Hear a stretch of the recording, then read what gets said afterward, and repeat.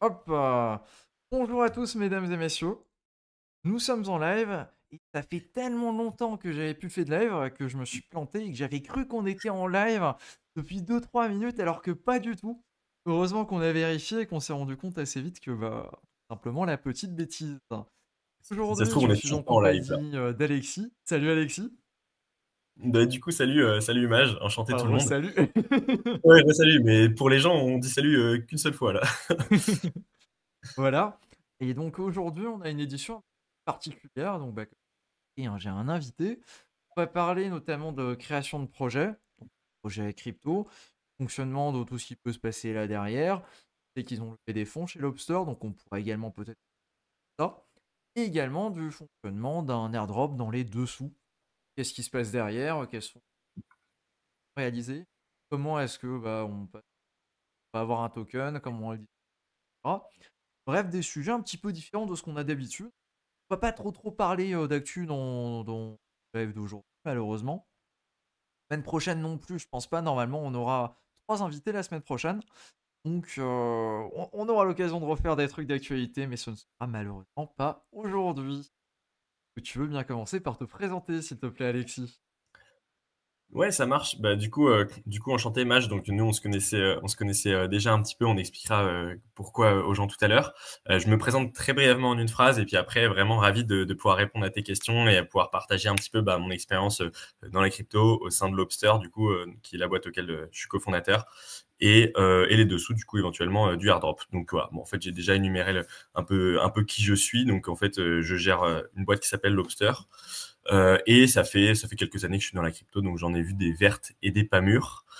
Et en ce moment, voilà, on a bien avancé sur notre projet. On prépare là un TGE pour fin d'année, et donc plein de sujets qui se courent après, et ravi d'en discuter. Ok. Bah, écoute, avec plaisir. Hop. J'ai vu que tout est bon au niveau setup. Ok. Donc, en 2 mots, ça correspond à quoi et surtout, comment est-ce que tu as eu l'idée derrière Lobster? Ouais, Je alors vais le mettre à euh, l'écran comme ça, tout le monde peut voir un petit peu. On va tu voir veux un la petit peu. version longue ou tu veux la version longue ou la version courte? Bah écoute, la version courte, pardon, la version longue, fais-nous rêver. Ok, ben c'est parti, je vais vous faire rêver. C'est parti pour 10 minutes de talk tout seul. Non, je rigole. Je vais raconter la version longue. Du coup, je vais raconter un petit peu d'où je viens parce que je pense que c'est important de comprendre en fait comment on en est arrivé là. Parce que c'est vrai que tu te réveilles pas un matin, tu te dis pas tiens, il y a un truc à jouer là dans la DeFi, il faut que je fasse ça. Surtout quand tu es une startup, tu pivotes 3000 fois donc avant d'en arriver à un projet qui marche à peu près. Donc en fait, rapidement, moi je suis ingénieur de formation. J'ai fait une école qui s'appelle l'INSA à Lyon.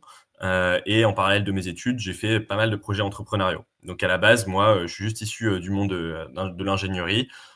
J'ai fait pas mal d'études. Enfin voilà, j'ai fait pas mal de maths. La data m'intéressait pas mal. Alors j'ai fait pas mal de data analyse, tout ça. En parallèle, je montais des petits projets à la junior entreprise. J'avais une boîte sur laquelle je faisais des applis smartphones, etc. Et en fait, à un moment donné, comme j'étais dans les cryptos en parallèle, je me suis dit, mais tiens, il faudrait faire le rassemblement de mes connaissances, mes compétences, une bonne trend et tu vois, ce qu'on appelle un peu le ikigai dans la vie. Et je me suis dit, Ok. en fait, c'est sûr qu'à un moment donné, il faudrait que je fasse de l'entrepreneuriat dans la crypto. Et comme c'était un peu le moment où je me renseignais un peu à droite à gauche, à la fin de mon école d'ingénieur, qui était bientôt il y a 3 ans maintenant, et ben j'ai trouvé en fait deux cofondateurs qui étaient deux très bons potes, hein, d'ailleurs. On est toujours potes et on est toujours cofondateurs. Et on a créé un projet qui s'appelait Airvest à l'époque. Alors je vais passer très rapidement dessus parce que le projet n'existe plus. Mais ce projet-là, en fait, c'est celui qui nous a mis un premier pas dans l'écosystème du vrai monde des startups, parce que c'était pas juste un petit projet. En fait, on avait levé des fonds avec, donc on a levé à peu près 200 000 euros en sortie d'études. Et après, ça nous a laissé l'opportunité d'avancer là-dessus. L'idée derrière, c'était grosso modo de proposer à des entreprises de placer des fonds dans la finance décentralisée. Donc, on était en cours de PSAN. Voilà, ça, je pense que même Maj, je pense que tu n'avais pas eu l'histoire, mais du coup, voilà, nous, on a vraiment déposé un PSAN. Voilà, on était en cours de PSAN en fait. Et à un moment donné, on a décidé de retirer notre dossier. En fait, c'est juste que c'est pas qu'il a été validé ou non, c'est qu'on a décidé de retirer notre dossier pour passer sur un projet qui nous paraissait plus pertinent, parce qu'en fait, quand tu fais de l'entrepreneuriat, tu as un peu des antennes partout. Et en fait, il faut toujours un peu des mecs qui gèrent l'opérationnel, donc c'est aussi un peu le rôle des cofondateurs au début des projets. Et il faut aussi des mecs qui cernent les opportunités parce qu'en fait, t'es pas à l'abri qu'à un moment donné, ta boîte, elle rencontre pas son marché. Il y a plein de choses qui peuvent se passer. Et donc, nous, on avait trouvé cette opportunité, en fait, qui finalement ne nécessitait pas de régulation et Ouais, parce que surtout j'allais dire, rentrer. c'est vachement compliqué à partir du moment là où tu commences à gérer un peu d'argent, c'est pas le tien. Tu es tout de suite obligé de faire appel à la régulation, d'être SAN, etc. Je sais pas exactement comment ça va se passer avec Mika qui débarque l'année prochaine. Ouais. Particulièrement complexe et on les questions à ce niveau-là sur un. Ouais, en effet, enfin, Mika, c'est un sacré bordel. Du coup, nous, on a pas mal d'avocats là-dessus qui nous aident. Enfin, on a un cabinet en particulier qui nous aide sur tous les sujets crypto. Ils sont plusieurs dessus. Donc, tu vois, il y a une avocate fiscaliste, un avocat expert, je sais pas, une partie spécialisée de la finance centralisée. À chaque fois, ils se refilent un peu les dossiers entre eux. Donc, en fait, on est très bien accompagnés. C'est des avocats de façon en France qui sont bons dans la crypto. Enfin, des cabinets bons dans la crypto, il y en a deux ou trois. Hein. Donc, voilà, nous, on a les mêmes avocats que pas mal de potes entrepreneurs qui sont dans la crypto que vous connaissez certainement. Mais donc voilà. Ceci dit, ça c'est le côté avocat. Donc c'est pas le côté qui va faire que ta boîte marche. En fait, la raison principale qui nous a poussé à aller sur Lobster, c'est qu'en fait, plus on creusait les sujets un peu de finance décentralisée, plus on s'est rendu compte qu'il y avait un domaine dans lequel c'était un sacré bordel de créer des stratégies. Et ce domaine-là, c'est le liquidity providing. Alors en fait, le liquidity providing, je vais énoncer rapidement ce que c'est, mais j'imagine que la plupart savent. Normalement, ils savent quand même. Hein. Ok, voilà, On en parle assez désolé. souvent sur la chaîne. Parfois je fais des lives. Oui, je sais. En plus, je regarde tes vidéos, mais c'est vrai qu'à chaque fois que je dis un truc, souvent je dis la définition. Mais bon, en Non, non, mais gros, t'as bien raison. euh, quand, quand tu fais du liquidity providing, c'est un peu plus compliqué que quand tu fais du lending, parce que quand tu fais du lending, finalement, t'es pas très loin du mode de rentabilité du staking, même si c'est pas du tout le même objectif. Mais quand je parle de mode de rentabilité, c'est-à-dire que ta rentabilité, elle est linéaire, elle va faire quelques pourcents par an et c'est tout. Et en fait, dans le liquidity providing, tu as de l'impermanent loss, et ça, c'est un des problèmes principaux de liquidity providing. Il y a un deuxième problème principal qui est une conséquence, ou plutôt la cause de l'impermanent loss, c'est qu'en fait, tu as deux tokens d'apport sur une pool de liquidité. Donc en fait, à la fois, c'est un bordel pour gérer ces positions. Tu te dis, attends, pour générer du rendement, je dois apporter deux tokens qui sont différents. Et en plus de ça, j'ai de l'impermanent loss. Alors, c'est vrai, tu as des poules de liquidité qui sont corrélées, on en parlera plus tard, mais justement, nous, on a décidé de pas forcément se concentrer sur ces poules-là, parce que le joyeux bordel, c'est justement les stratégies qui sont sur des paires qui sont décorrélées. Et donc, à partir de ce moment-là, on a essayé un peu de tâter le besoin et on s'est dit, ok, la meilleure solution pour que des gens aillent dans liquidity providing, c'est de simplifier cet accès. Et pour simplifier cet accès, on a eu pour idée de créer des stratégies qui ne nécessitent qu'un seul token d'apport sur des poules de liquidité. Et donc, on a créé un espèce de workflow qui permet de hedger tes positions en annulant l'exposition à un des deux tokens d'une pool. Et ça, on le fait grâce à un emprunt sur AAVE. Donc, Lobster, c'est un mix entre deux protocoles. En fait, on est en surcouche de Uniswap et AAVE. Et Lobster ne peut pas fonctionner sans l'un ou sans l'autre, en fait. Et en fait, après ça, on est allé beaucoup plus loin parce qu'on s'est dit, OK, c'est cool, on a une stratégie hedgée. Mais maintenant, le deuxième problème à régler, c'est l'impermanent loss. Et ça Alors, du ressemble coup, à spoiler. quoi quand tu fais ce genre de stratégie, en fait? Concrètement, parce que tu dis que tu vas utiliser AV et DH, ça ressemble à quoi? Tu vas déposer sur AV, je suppose, tu empruntes et après tu fais des carabistouilles à ce niveau-là?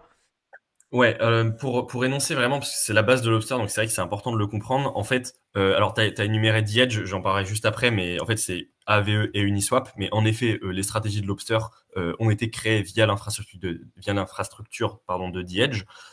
Mais en fait, la base du protocole, c'est de dire, OK, tu mets un token, par exemple Ethereum, donc là, c'est la stratégie qu'on a déjà live. Et en fait, cet Ethereum, il va y avoir une partie qu'on va mettre en standby et une partie qu'on va mettre en collatéral sur AAVE. Et en mettant en collatéral sur AAVE, on va pouvoir avoir une capacité d'emprunt, du coup, parce que c'est comme un emprunt collatéralisé, on prend du Bitcoin. Et maintenant, on a du Bitcoin et de l'Ethereum, puisqu'on avait laissé un Ethereum en partie. Et comme on a les deux, on peut aller sur la pool de liquidité. Et en fait, le fait de créer cet emprunt, donc si vous n'êtes pas forcément familier avec ça, vous vous êtes dit peut-être là quand j'ai parlé, ah ok c'est juste un emprunt, mais en fait ça va beaucoup plus loin de ça parce qu'en fait un emprunt sur une plateforme de lending c'est équivalent à un short au marché. Donc ça veut dire qu'on n'est pas exposé au Bitcoin qu'on emprunte puisque cet emprunt est corrélé au cours du Bitcoin, puisqu'on l'a emprunté en Bitcoin, on l'a pas emprunté en euros. Donc en fait, si on emprunte un Bitcoin, on doit rembourser un Bitcoin, peu importe le prix du Bitcoin. Ça Donc se c'est fait ça qui d'ailleurs fait. des gens qui parient de cette façon-là sur le fait que certains stablecoins vont s'effondrer.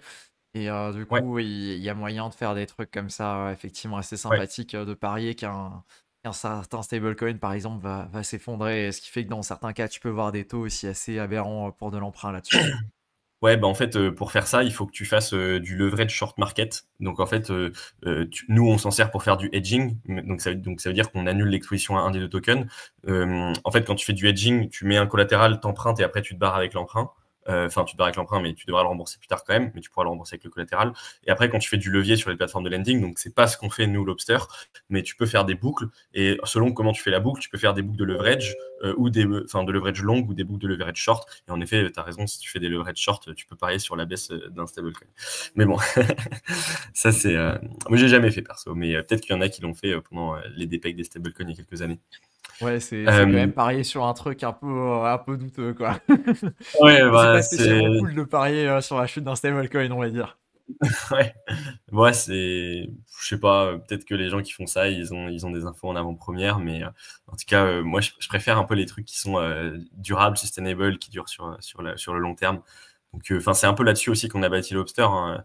En fait, on s'est dit, on va faire des stratégies qui durent dans le temps, en fait. Et donc, du coup, pour en venir à la dernière partie du coup de Lobster, en fait, ce qui se passe, c'est que quand on est sur la pool de liquidité, on maîtrise la position des deux tokens. Et en maîtrisant cette position, on a de l'impermanent loss. Donc en fait, on peut quand même encaisser des pertes, mais l'idée, c'est que les gains, les bénéfices de la pool puissent compenser les pertes. Et comment est-ce que nous, on le sait à l'avance? Alors, spoiler alert, on prévoit pas l'avenir, mais par contre, on est capable de gérer des backtesting sur un logiciel. Donc en fait, on a créé un logiciel en interne sur lequel on scrape des pools de liquidité sur des protocoles. Donc, on a nous-mêmes déployé nos propres graphes sur The Graph. Et avec cette data-là, on la fout dans notre logiciel de backtest. Ça, c'est la deuxième étape.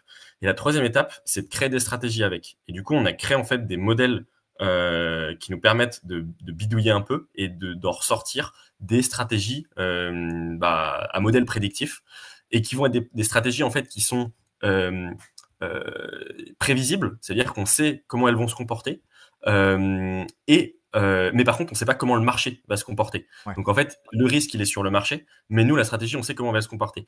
Et en fait, le fait de faire ça, c'est qu'en fait, la stratégie, elle va pouvoir être beaucoup plus performante que ce qu'on peut voir sur un Gamma Finance ou sur un Ichi ou des trucs comme ça. En fait, nous, Lobster, comme on backtest sur le Web 2 et qu'ensuite le Web 2 ping le résultat sur le Web 3, en fait, on arrive à faire des stratégies qui sont beaucoup plus complexes, en gros, que tout ce qu'on peut voir. Donc voilà, ça c'est un peu la deuxième partie de Lobster, c'est cette partie, cette dualité Web 2, Web 3 qui permet de mitiguer l'impermanent loss mieux que nulle part ailleurs, en gros. Mais je vais pas m'avancer trop là-dessus parce qu'il y a des stratégies que je vois parfois qui sont quand même très pertinentes, mais je vais pas vous cacher que 99% des stratégies que je vois sur des DEX, en fait, moi, comme je fais ça toute la journée, enfin, bon, comme je suis cofondateur, je fais pas ça toute la journée non plus, mais la moitié du temps, je fais des stratégies. Donc, en fait, je suis capable de dire assez rapidement, même en regardant une stratégie, si elle est rentable ou pas, même sans même parfois la backtester.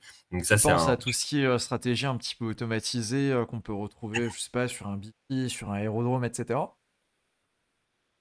Je sais qu'il y a Euh, beaucoup de choses avec tout ce qui est liquidité concentrée en ce moment, que ça s'est développé, ouais. que ont tendance à te montrer des APR ou des APY absolument monstrueux, mais en fait, tu vois pas ce que tu perds en impermanent loss à côté. Exactement. Et Ah bah alors, parfois, surtout quand c'est sur des choses concentrées, bah ça vaut pas spécialement le coup, quoi. exactement.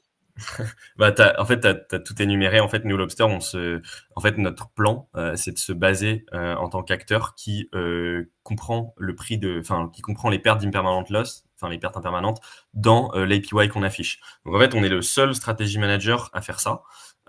Et en fait, sur Lobster, quand tu places des fonds, bah, normalement, tu sais que le rendement qu'on a affiché, donc qui présage pas du rendement futur, mais tu sais qu'il a été réalisé en fait. Et alors que quand tu vas sur Index et que tu utilises un strategy manager, donc comme ceux que tu as énumérés, et ben en fait, il t'affiche un rendement qui va être démentiel. Genre, moi j'ai vu des trucs démentiels, tu vois, mais la moyenne, on va dire que ça va être autour de 100% de rendement en fait. Ouais, des trucs comme ça, Parce très souvent, ouais. voilà. Mais en fait, spoiler alert, moi dans mes backtests, j'ai des trucs qui font 100% de rendement et 300% d'impermanent loss. Parce que l'impermanent loss, peut se mesurer en pourcentage à partir du moment où la stratégie est connue, en fait. Ouais, effectivement, et là, tu te rends compte que c'est problématique, quoi. Il y a des choses, ouais, Ouais. comme ça qui se font et effectivement, bah, quand tu testes et que tu regardes les chiffres, une fois que tu as testé, parce qu'en général, un truc que tu sais, comme ça, instinctivement, que ton impairment loss peut être aussi importante que ça.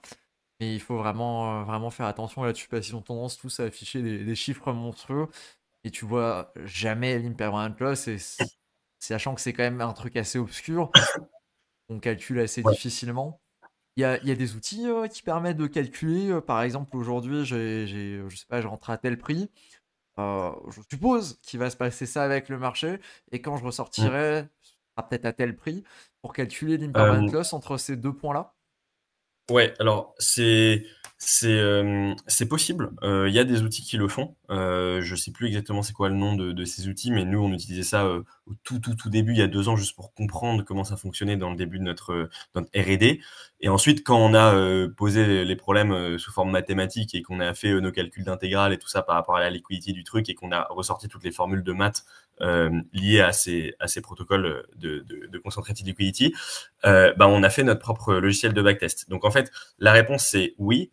C'est possible de façon parfaitement, enfin vraiment avec une précision chirurgicale. C'est possible de connaître votre impermanent loss en ayant 4 informations. La première info, c'est ce qu'on appelle bah, ta borne basse, donc PA en fait, ta borne haute, PB. Et ensuite, il faut connaître ton P0, donc ton prix d'entrée, et ton PT, ton prix à un instant T. Et en fait, avec ces 4 informations-là, tu es capable de savoir quel impermanent loss tu as encaissé. Mais la grosse problématique, c'est qu'en fait, quand tu changes de range, et ben en fait, ça revient à encaisser une impermanent loss que tu t'es déjà tapé sur un range d'avant. Et du coup, cette impermanent loss, en fait, elle est cumulative. Et c'est là où il n'existe pas d'outils, à ma connaissance, qui permettent de mesurer l'impermanent loss sous forme de backtest avec tous les ALM, les Automated Liquidity Manager. Et nous, on a pensé à faire un outil en interne par rapport à ça et à le vendre au DEX. On le fera peut-être parce qu'on est assez avancé là-dessus. Mais en tout cas, aujourd'hui, on est sur d'autres plans. Mais c'est très intéressant. Je pense qu'on en fera un. Voilà. En tout cas, Là, pour tu me les diras, DEX. c'est pas dans l'intérêt des decks de venir afficher que si tu poses là-dessus, en fait, Ouais, tu ouais, prends plus cher en hyper loss que, que ce que tu vas ouais, avoir autrement, quoi. Pas vraiment dans leur effectivement. intérêt, mais bon, effectivement, les Effectivement. utilisateurs s'en rendent compte d'un moment et plus que la Ouais. poule est en négatif, quoi. Ça touche Bah, particulièrement tout ce qui est en liquidité concentrée, il me semble. ouais, exactement. Bah, en fait, enfin, t'as tout compris. En fait, dans ce marché-là, la grosse problématique, c'est qu'en fait, t'es jamais sûr de gagner à 100%. Donc, bien sûr, quand tu fais du lending et du staking, bon, le staking, c'est un peu plus sécure, mais quand tu fais du lending, t'es pas sûr de gagner à 100%, dans le sens où il peut y avoir un problème de smart contract. Mais en fait, enfin, ce risque-là de perte impermanente, qui est complètement indépendant du smart contract, qui est une problématique purement financière, et ben en fait, comment dire, elle sous-entend que le client qui dépose des fonds sur une pool doit prendre une décision sur la direction du marché.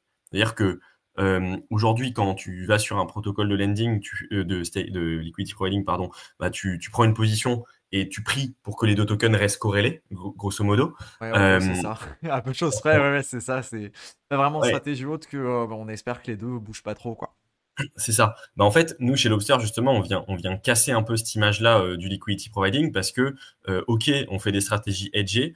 Et là, spoiler alerte, du coup, bon, je fais un petit spoiler alerte sans trop faire non plus d'annonce, mais il est très probable que sur Lobster et à l'avenir, vous puissiez voir des stratégies qui ne sont pas uniquement market neutral, mais Neutre, c'est-à-dire ouais. qu'en fait, une direction du marché peut être prise par le client, enfin par l'utilisateur, pardon, dès le début. Ça veut dire qu'en fait, tu pourrais gagner plus sur le LP si en réalité, il y a une décorrélation qui va en haut. Donc en fait, en gros, tu serais long LP ou short LP. Et ça, c'est des stratégies qui n'existent pas vraiment. Et nous, chez Lobster, bah, enfin pour nous, c'est plutôt pas très compliqué de créer des stratégies comme ça.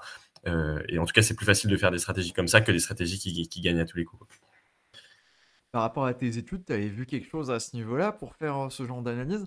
Parce que je me suis toujours demandé en fait comment tu fais cette transition ouais, à clairement se professionnaliser en fait dans le game des LP, etc. Ouais, bah c'est une bonne question. En fait, moi, j'ai toujours été partisan. Peut-être que je pense que beaucoup de gens de l'écosystème crypto, en fait, enfin, globalement, je trouve que les gens dans l'écosystème crypto sont des gens qui ont une vision du monde qui peut être un peu différente des autres par rapport à tout ce qu'on vit. Et en fait, je trouve que c'est des gens d'ailleurs, au passage, qui ont souvent des personnalités un peu entrepreneuriales. Et en fait, moi, j'ai toujours un peu eu cette vision que, en réalité, dans la vie, enfin, ce que tu veux apprendre, tu peux l'apprendre par toi-même quoi qu'il arrive. Donc c'est très cool d'avoir un prof, ça peut te faire gagner du temps. Mais en fait, il y a des personnalités qui sont plus autodidactes et des personnalités qui sont moins autodidactes. Et en fait, moi, à partir du moment où je me suis dit, bah, ok, ce milieu, je vais le défoncer sous forme de connaissances, je vais apprendre tout ce que je peux. Bah, en fait, après, j'ai eu l'impression de progresser en tout cas plus rapidement que les autres au niveau technique. Et je pense que ceux voilà, qui font de la programmation, des trucs un peu techniques, comme ça, vous voyez de quoi je parle, quoi. À un moment donné, tu te mets à fond sur ton truc et en fait, tu progresses plus que les autres. Ok. Ouais, parce que c'est des sujets un peu particuliers, tu vois. C'est pas des sujets sur lesquels faire des études à l'école, etc. C'est vraiment des trucs sur lesquels toi, tu vas te former par toi-même, tu vas tester, tu vas expérimenter, j'imagine. Ouais, non, non, mais totalement. En fait, enfin, nous, on s'en était pas parfaitement rendu compte au début de la boîte, mais en fait, enfin, ce qu'on a fait, c'est clairement de la R&D, en fait. On a fait une startup, mais on a fait une petite partie de recherche et développement. Alors, il y a des startups qui font beaucoup plus, hein. Il y a des startups qui font des, on va dire, voilà, quand t'es une startup d'IA, bon, à part si tu fais des prompts à GPT, mais quand tu crées des trucs de ouf, forcément, tu fais de la R&D. Mais ouais, ouais, nous, on est une boîte crypto qui avons fait de la R&D. On n'a pas juste dit, bah tiens, on va se placer là et on va faire ça et puis basta quoi. Voilà.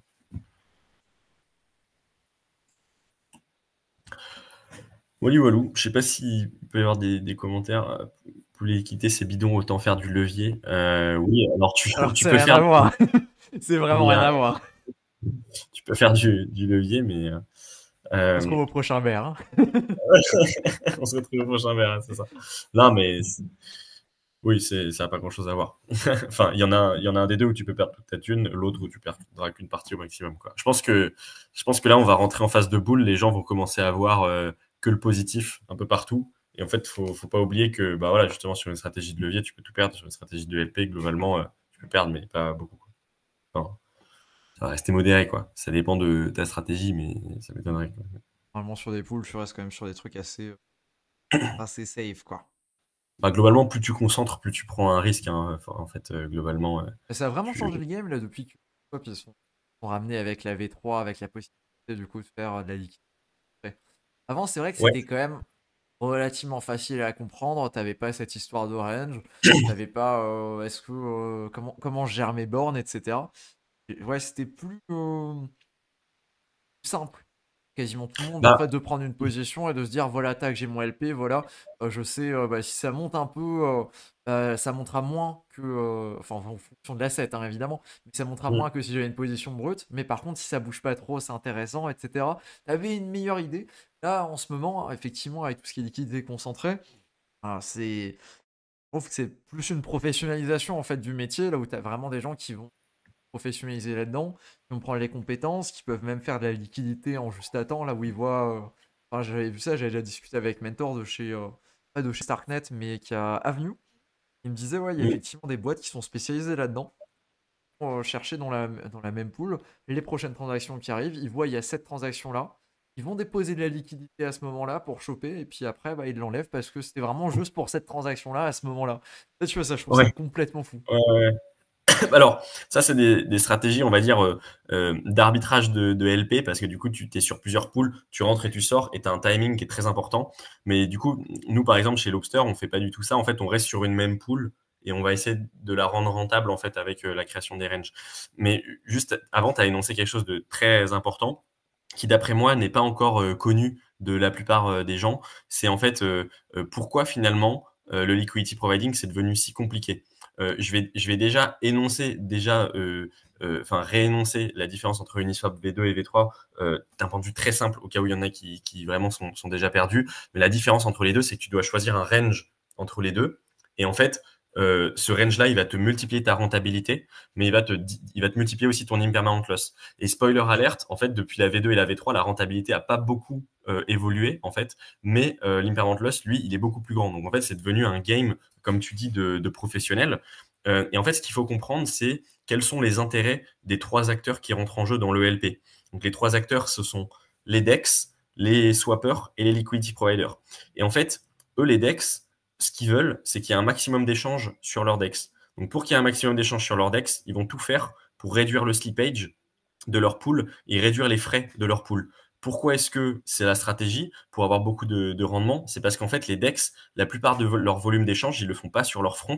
Alors, peut-être que les Uniswap, ils en font beaucoup sur leur front parce qu'ils sont connus. Mais en tout cas, les petits DEX, c'est pas le cas. Les petits Ouais, ça DEX, passe ils ont besoin surtout de faire par des, agrégateur. c'est ça, De ils ont plus besoin de en faire des plus, hein, je veux intégrations. dire, quasiment tout le monde fait passer ses transactions par agrégateur aujourd'hui. Exactement. Donc Bah, les du coup, Uniswap chargent un frais maintenant si tu passes par leur front, alors c'est ça. Mais en fait, c'est comme si tu prends un billet d'avion et que ton critère c'est l'argent, bah tu vas finir par prendre un truc cheap. Et bah les agrégateurs, le seul critère en fait, c'est combien tu vas avoir à la fin de ta transaction. Et donc du coup, ce critère-là, c'est celui qui augmente la rentabilité et la valorisation des DEX. Donc forcément que les DEX, eux, ils ont souhaité avoir ce mode de fonctionnement parce que concentrer la liquidité, ça permet de réduire justement le slippage dans un premier temps. Et les fees, en fait, naturellement, vont aussi diminuer par la suite parce que le game, justement, se professionnalise et le fait de laisser aux liquidity providers la possibilité de changer de range ou non, ça les met en concurrence, en fait, les uns les autres pour justement diminuer les fees.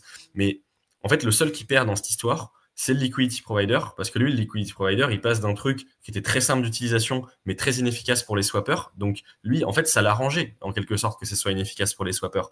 Parce que du coup, si c'était inefficace pour les swappers, bah, il y avait peut-être moins de volume, mais comme il y avait moins de volume, il y avait moins de gens qui faisaient du LP, parce qu'à un moment donné, le marché, il s'adapte. Aujourd'hui, si vous regardez la TVL des V3, c'est démentiel, c'est plus grand que, c'est plus grand. Alors, c'est pas démentiel dans le sens où ils ont pas pulvérisé les V2, mais en tout cas, en termes de volume d'échange, ils les ont pulvérisés. oui, oui, Donc, bah en plus, tu as aussi le fait que maintenant tu commences à avoir des poules avec des frais qui sont variables. ouais, Euh, Où avant, bah, c'était, je sais pas, 0,3% flat sur tous les swaps. Là, aujourd'hui, c'est plus le cas en fonction du swap. Par exemple, c'est du stable, c'est 0,01. Ça va vraiment ouais, dépendre de ce que tu vas venir swapper, quoi. Après, pour ouais, ajouter exactement. aussi sur la V2, avec la V2 d'Uniswap, en fait, le truc, c'est que n'importe qui posait de la liquidité, il était au même niveau. Il n'y avait pas de différence de technicité. Ouais, tout à fait, ouais. Tu déposais un LP, bah, c'était la même chose que le mec qui était spécialisé, professionnel, tout ce que tu veux, qui avait des fonds derrière, il déposait un LP, il avait la même stratégie que toi. Aujourd'hui, avec Ouais, une V3, c'est différent. Et chaque LP ouais. va être géré différemment, et donc Mm. ça donne lieu Et à puis de surtout, nouvelles stratégies, quoi. bah, l'impermanent loss finalement était pas très grand hein, dans la V2. Ouais. Enfin, sur une pool 50-50, Ça se ce qui remarquait est pas le cas. vraiment pas. Quasiment pas en Voilà, tout bah, cas. Moi, tu faisais vraiment très attention exactement à ce que tu avais au départ, ou que tu avais de gros écarts, mais c'est vrai que que tu ouais. remarquais quasiment pas, quoi. Bah, c'est ça, sur une pool 50-50, en fait, tu as une décorrélation de x2, donc ça veut dire que tu as un des deux actifs qui multiplie par 2 par rapport à l'autre ou qui divise par 2. Tu as une perte impermanente de 5,7%, et si c'est x4, c'est 20%. Donc c'est quand même une perte qui est non linéaire déjà, donc c'est à prendre en compte. Mais en fait, sur les V3, en fonction de ton range, c'est n'importe quoi. Enfin, ça multiplie par 2, tu perds pas 5,7%, tu peux perdre beaucoup, beaucoup plus. Et c'est là où ouais, les stratégies rentrent vraiment en jeu là-dessus. Comme tu disais, sur une V2, tu es en concurrence avec personne hein, finalement, donc la rentabilité, elle est assez sécure hein, finalement, mais ouais, sur les V3, c'est devenu un game assez complexe. Il y a plein de pools qui sont pas rentables. Hein. Enfin, moi, je le vois sur les backtests. Il y a plein de pools, tu as beau faire ce que tu veux, tu trouveras pas de stratégie rentable. Et c'est là où, en fait, on apporte de la value à l'écosystème hein, chez Lobster, c'est que non seulement on essaie de les rendre rentables et on affiche que celles qui on pense sont intéressantes, mais en plus de ça, enfin donc déjà voilà, on fait un écrémage et en plus de ça, enfin en fait on affiche la vraie renta quoi, on n'affiche pas le rendement sur l'impermanent loss comme font les autres. Il y a une question, pourquoi ne pas passer directement par un agrégateur de LP comme par exemple Bifi? C'est un petit peu de temps du coup. Bifi sur leur V2 tu veux dire ou sur leur V3? Je sais pas s'il y a la nuance à la question, mais si tu as une différence entre les deux, ouais, moi je la connais pas personnellement. Bah alors, je me suis pas renseigné de ouf sur Bifi très récemment, mais je les ai rencontrés à plusieurs reprises et je sais pas s'ils ont sorti ou pas, mais je sais qu'ils travaillaient Vas-y sur la beaucoup V2 sur du le coup. V3. Ah, ok, sur la V2, ok, ça marche. Bah, je sais qu'ils travaillent sur des modèles de V3, donc Enfin, je sais, ils m'ont détaillé leur stratégie, je leur ai dit que c'était bien ce qu'ils faisaient, mais que voilà, enfin, de toute façon, on est tous un peu dans le même bateau, hein, on fait des stratégies, au final, on se concurrence un peu, mais nos stratégies, elles sont pas pareilles. Mais bref, pour parler des V2, en fait, ça n'a rien à voir. Enfin, en fait, quand tu passes par un agrégateur V2, comme Bifi, enfin, en fait, j'ai envie de dire, ça n'a rien à voir. Ça n'a rien à voir dans la technicité, mais après, si tu trouves une stratégie rentable sur Bifi V2, enfin, j'ai envie de te dire, vas-y, hein, fais-toi plaisir. Mais C'est enfin, globalement un auto-compounder finalement. oui, en fait, ça n'a rien à voir dans le sens où Bifi, ils vont aller sur des poules de liquidité V2 et il va juste faire de l'auto-compound. Donc, c'est-à-dire qu'il va juste prendre des bénéfices, les remettre, prendre des bénéfices, les remettre, et en fait, il va transformer ton APR en APY, donc ton rendement réel en rendement, je sais plus comment dire en français, mais ton rendement auto-compound, quoi. Nous, on est sur des V3, on fait un auto-compound seulement à chaque arbitrage et pas tous les 4 heures. Et on fait des stratégies edgées, voire directionnelles. Donc en fait, on rentre dans une complexité qui est dans une autre dimension en termes financiers, quoi. Mais qui reste simple au final, hein, pour l'utilisateur, qui est même plus simple à la fin que Bifi, hein, parce que en fait chez Lobster tu déposes qu'un token, chez Bifi tu en déposes deux. Donc voilà. Ouais, c'est pas vraiment la même chose. C'est Ouais. vraiment la même chose. Et puis, comme tu dis, oui, effectivement, bah, la majorité des stratégies que tu vas retrouver sur Bifi, c'est de la V2, là où effectivement ça va compound à ta place. Et l'intérêt, c'est d'ailleurs, je crois que c'est d'ailleurs quasiment les seuls qui font encore ça aujourd'hui, hein, l'auto-compounding.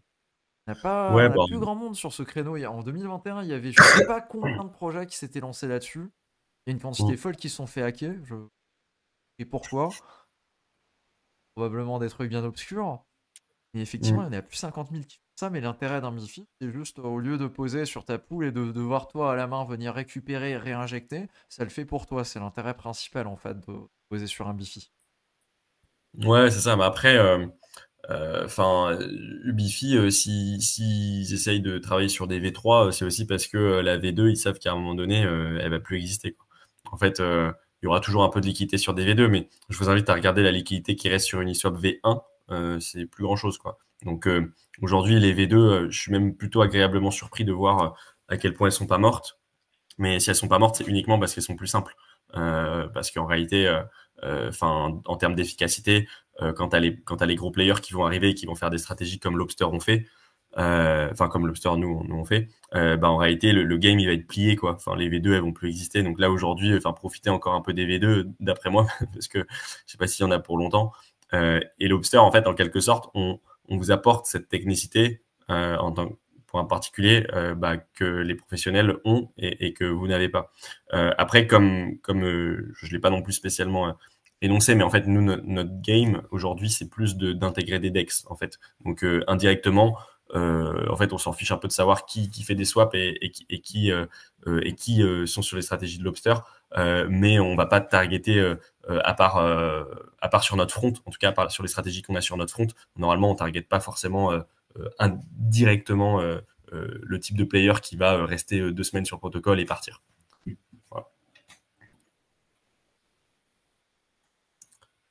Voilà, voilà. Bon, j'ai parlé de pas mal de choses jusqu'ici.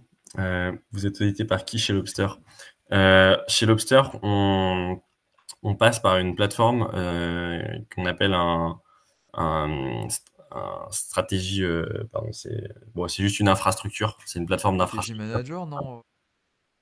Ouais, c'est un stratégy manager, c'est ça. Ouais. On va dire que c'est un stratégy manager. Il y a plusieurs façons de l'énumérer, mais en fait, on passe par des plateformes comme ça parce que on utilise leur infrastructure technique pour pouvoir ensuite aller déployer des contrats un peu comme on veut à la volée. Ce contrat-là donc est équivalent à une stratégie. La stratégie est reliée bah, à un algorithme et elle est sur The Edge. Donc tout simplement, si tu veux voir les audits de Lobster, en fait, tu regardes les audits de The Edge parce que c'est exactement les mêmes. Donc il y en a quelques-unes. Et en fait, nous, Lobster, on est un peu au-dessus de ces plateformes-là en termes de couches parce on est aussi blockchain agnostique. C'est-à-dire que là, on est en train de potentiellement passer sur d'autres plateformes d'infrastructure. Et demain, enfin là, on en a trois. En fait, on en a ciblé trois qu'on va intégrer prochainement. Donc, on n'a pas que The Edge. Je vais pas forcément les énumérer parce que je vais pas faire de spoiler alert. Mais en fait, nous, on pourrait proposer sur notre front des stratégies sur Uniswap powered by The Edge et des stratégies toujours sur Uniswap, mais powered by quelqu'un d'autre, tu vois, enfin une autre Ouais, il y en a plateforme. quelques-uns qui sont sur Cano, il y a Veda, il y a Nucleus, il y en a quelques-uns. Ouais, ouais, il y a aussi Enzyme, j'ai un pote qui commence un projet là-dedans, il y a Velvet sur la BNB. Ouais, Velvet, Euh, voilà, sur, oui, c'était. Je sur- l'avais pas retrouvé. sur Solana, il n'y en a pas encore, tu vois, par exemple. Nous, on a essayé de regarder Solana, mais c'est la seule blockchain qui est un peu compliquée pour nous à aller aujourd'hui. Après, on pourrait créer nos propres contrats, mais en fait, on n'a pas, enfin là, tout de suite, dans l'instantanéité de je vous parle, on n'a pas eu, en tout cas cette année, d'intérêt à créer nos propres contrats, parce que c'est aussi bénéfique pour nous, déjà d'avoir un partenariat stratégique avec The Edge, de en fait, tout est déjà bien. En fait, enfin, tout est déjà bien placé. Alors, enfin, oui, ils ont 100 millions, je sais plus combien de dizaines de millions sous gestion, ça évolue tout le temps. Mais en fait, en réalité, nous, quand on s'est lancé, on était un tout petit protocole. On est toujours aujourd'hui un petit protocole. Et le fait d'avoir cette sécurité de The Edge, finalement, c'est assez intéressant quoi, pour nous. Ouais, c'est sûr que d'un point de vue sécurité, bah, tu es là, t'as le garant derrière qui est stratégie manager et du coup, c'est lui qui prend le risque finalement. Si Ouais. et que c'est toi qui utilises sa plateforme, bah c'est fort quoi. Ouais, ouais, ouais, exactement, ouais, tout à fait. Bah, en fait, ouais, c'est ça. C'est juste que la sécurité dépend pas de Lobster. Et au final, Lobster, c'est juste un créateur de stratégie parmi d'autres sur ces plateformes. C'est juste que nous, on a eu l'idée d'en faire un protocole tellement la stratégie était particulière et aussi que techniquement, en fait, on pouvait en faire un protocole, ce qui est pas le cas de toutes les stratégies parce que tu as des stratégies, en fait, t'as des fonds qui utilisent The Edge uniquement pour la partie non custodiale, puis derrière ils vont faire des trucs centralisés et tout. Nous, c'est pas du tout notre cas. En fait, nous en fait, on est fondamentalement un protocole. On fonctionne comme tous les autres protocoles. Voilà, c'est juste que notre infra elle est sur The Edge, quoi. Ceux qui ont jamais touché à ces trucs-là, c'est vrai que c'est pas trop touché utilisateur. Ça permet vraiment en fait de créer des stratégies custom, c'est-à-dire tu peux créer des vaults et quand tu déposes dans le vault, ça va automatiquement splitter dans différents assets par exemple. Ce qu'ils font avec Nucleus sur Eclipse, là où en déposant, tu vas déposer sur un vault, derrière le vault va venir répartir dans différents LRT et au final ta position elle va être backée par différents LRT. En gros, hein, c'est pour expliquer un petit peu à quoi ça peut ressembler. C'est accessible à tout le monde, ce genre de truc? Il y a besoin d'accréditation spéciale, de validation ou quoi que ce soit? Demain, si je veux faire un test sur testnet ou autre, c'est accessible comme ça pour juste regarder. Tu veux dire via The Edge? Ouais, via Diel ou les autres Oui, parce en que je les fait, connais pas très bien. The Edge, techniquement, tu peux aller sur leur plateforme et créer un vault. Tu peux créer un vault et ensuite, la stratégie, tu vas devoir la manager toi-même. Alors, en fait, le fonctionnement, enfin, si vous allez dessus, vous comprendrez, mais en fait, il y a des wallets de dépôt, donc en fait, c'est des utilisateurs, et après, il y a un wallet manager. Et en fait, ce wallet manager peut être autre chose d'ailleurs au passage qu'un wallet, hein, ça peut être un smart contract, tout ce que tu veux. Enfin, tant que ça guide la stratégie, c'est comme ça que ça fonctionne. Et après, nous, bon, on passe pas par le front de The Edge, nous on crée nos propres stratégies via ce qu'ils ont créé pour les développeurs. Mais en effet, ça fonctionne de la même façon si vous voulez tester. Donc, voilà. Ok. Ok, cool, ouais, parce qu'il me semble que c'est quand même accessible et qu'on peut le faire, mais j'ai jamais pris le temps de débarquer sur un de ces sites et puis de me dire, bon, on va regarder qu'est-ce qu'on peut faire, quoi. Ouais, c'est vrai que nous, quand on a découvert ça, les premiers à faire ça, c'était Enzyme, je crois. Donc nous, on connaissait Enzyme depuis pas mal de temps. Enfin, en tout cas, on connaissait le protocole. Et en fait, il se trouvait que Enzyme, il leur manquait, en tout cas au moment où on a lancé le protocole, il leur manquait quelques trucs techniques. Et du coup, on a décidé d'être sur The Edge. Puis bon, là, tu vois, comme j'ai dit, on regarde du côté de certains autres. Et puis en fait, maintenant, on communique directement avec l'équipe, donc on leur dit un peu ce qu'il faut développer pour que nous on puisse avancer, quoi. Très cool. Et donc on peut s'attendre à avoir des stratégies sur d'autres blockchains dans le futur? Parce que là, je sais Ouais, qu'aujourd'hui, c'est uniquement sur Arbitrum. ouais, bah tout à fait. En gros, nous, pour la faire courte, je vais pas encore une fois énoncer de blockchain parce que en fait, il y aura des annonces qui seront faites prochainement par rapport à ça. Mais globalement, les blockchains qu'on regarde, en tout cas, c'est toutes les blockchains qui ont des gros écosystèmes de DeFi. Parce qu'en fait, si tu regardes, nous, Lobster, on n'est pas une couche de base de la DeFi. On n'est pas un smart contract qui permet. En fait, on n'est pas comment dire, on n'est pas une couche, ouais, tout simplement basse. En fait, on n'est pas un Morpho, on n'est pas un Uniswap, on n'est pas un AVE. Nous, on a besoin que l'écosystème il soit déjà très développé pour pouvoir non seulement utiliser minimum 2 protocoles, voire 3. Ah oui, parce que je n'ai pas aussi énoncé, mais on utilise OneInch aussi pour les swaps au sein de la stratégie, voire 4 d'ailleurs si on utilise The Edge. Donc, on a déjà besoin d'un écosystème DeFi. On a besoin de beaucoup de transactions.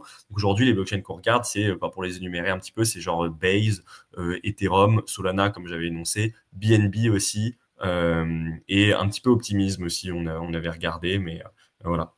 Et Arbitrum, du coup, sur la blockchain, qui est la blockchain dans laquelle on s'est lancé, quoi. Voilà, voilà. Combien de temps que c'est lancé d'ailleurs? Live, la stratégie actuelle? Là, on a un track record de un peu moins d'un an. On a lancé la stratégie autour de début février, et en fait, elle s'est réellement lancée en mars. On a attendu d'avoir quelques dizaines de milliers sur la strat avant de la lancer. Donc voilà, mais c'est pas un backtest, c'est un track record, donc c'est du réel qu'il y a sur la strat. Et ouais, du coup, là, on a eu pas mal de choses à gérer. Et comme il y a le TGE et pas mal de choses qui arrivent, on va annoncer prochainement des nouvelles choses qui vont arriver sur la plateforme. Mais en tout cas, ouais, on est plutôt content de la première stratégie qu'on a lancée. Voilà. Ok. Et d'un point de vue sécurité, vu qu'on en parlait tout à l'heure que ça pouvait être géré par un smart contract, gérer ça avec un multisig du coup. Tu veux dire pour la sécurité du Ouais. protocole Lobster? Ouais. Alors non, en fait, c'est encore plus compliqué que ça. Je vais pas rentrer dans la technique pure parce que c'est pas ma partie. Vous pourrez aller voir d'ailleurs sur la documentation de Lobster. En fait, on utilise des mécanismes qui nous permettent nous-mêmes de pas avoir la clé privée, en fait. Et puis après, c'est des systèmes qui sont vraiment assez sécurisés, enfin qui sont assez vénères et qui permettraient à personne d'accéder à cette clé qui nous-mêmes nous l'avons pas. Donc c'est un système en gros de virtual machine cloud qui va gérer des transactions on-chain, quoi. D'accord. Bah, je connaissais pas, je regarderai du coup. Parce qu'en général, ce qui est plutôt utilisé, ouais, c'est très. Et du multisig quoi. Ouais, tout à fait. Bah, alors, en tout cas, voilà, faudrait qu'il y ait Armand en fait sur notre site, sur le live, mais en tout cas, moi sur ce point de vue-là, je connais comment ça fonctionne techniquement, mais je pourrais pas rentrer dans les détails de toutes les technicités il y a derrière. Ok, ok. Question là sur le chat de Pablo. Pourquoi faire une infra et une stratégie alors que Lobster pourrait uniquement être un curateur de morpho, par exemple, pour se focus uniquement sur la performance et non performance sécurité? Bah, c'est une bonne question. En fait, comme j'ai énoncé un peu au début du live, nous, notre expertise, c'est plutôt le liquidity providing. Donc, en fait, on est parti de ce constat-là et après, on a fait que des stratégies de liquidity providing. Après, si tu vois Lobster comme un stratégiste au sens large, ce qui, effectivement, pourrait être le cas, hein. Nous, on sait pas fermer la porte à faire des stratégies qui sont un peu plus sur du lending, etc. Mais en effet, c'est une bonne idée. Enfin, je sais pas quoi répondre là tout de suite. C'est pas ce qu'on fait, mais on pourrait aller vers ce genre d'option à l'avenir. Parce que comme tu dis, ouais, effectivement, stratégiste. Et j'avais Ouais. pensé comme ça, mais oui, c'est vrai que c'est une activité. Il y en a d'autres qui font à peu près ce que tu fais? T'as une idée de la concurrence? Que je suis pas tombé souvent sur des projets qui font.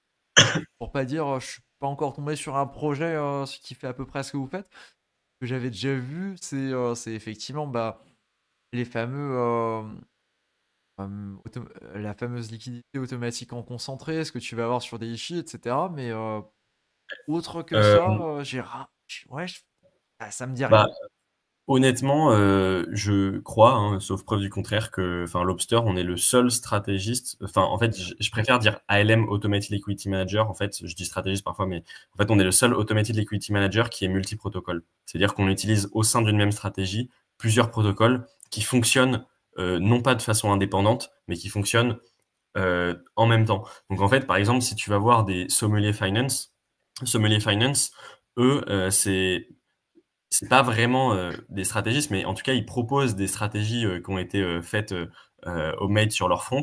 Et en fait, Bon, la grosse différence déjà avec Lobster, c'est qu'ils font pas du tout ce qu'on fait, ils font pas de liquidity providing concentré, ils font pas, enfin eux, ils permettent plutôt aux gens de mettre leur stratégie à disposition de leur front et eux en fait après, après, enfin les utilisateurs peuvent utiliser les stratégies sur le front de Sommelier qui sont d'ailleurs pas forcément, qui ont pas forcément été créés par Sommelier.